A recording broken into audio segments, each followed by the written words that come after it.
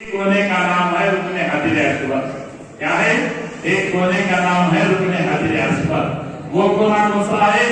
जिस कोने के अंदर हाजिर अस्वद नस्ब किया गया है, ये कोना है हाजिर अस्वद। इसके सीध में हरी लाइट है। इसके सीध में क्या है? हरी लाइट है।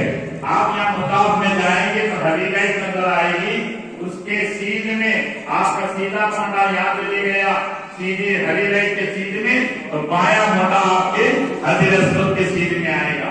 रुकने हाजिर अस्वद से आपका तवाफ शुरू होता है और तवाफ का इख्तिताम वहीं पर होता है। रुकने हाजिर अस्वद है। इसके बाद वाला कोना रुकने इराकी है। उसके बाद वाला कोना रुकने शामी है। उसके बाद वाला कोना रुकने यमनी है। ये चार कोनों को याद रखना है। उसके अलावा एक हतीम है। हतीम किसको कहते हैं? काबतुल्लाह का ही हिस्सा है। काबतुल्लाह का ही हिस्सा है, वो खुला है। ऐसे हाफ सर्कुलर के हिस्से में एक छोटी सी दीवार, 5 फीट की दीवार उठी हुई है, वो हतीम है। हतीम के ऊपर ये काबतुल्लाह के ऊपर के हिस्से में छत में एक परनाला है। उस परनाले का नाम मीज़ाब रहमत कहा जाता है। काबतुल्लाह का जो दरवाजा है, ये दरवाजा और हाजिर अस्वद के सीध में जो दीवार है, इस दीवार को मुंतज़ब कहते हैं।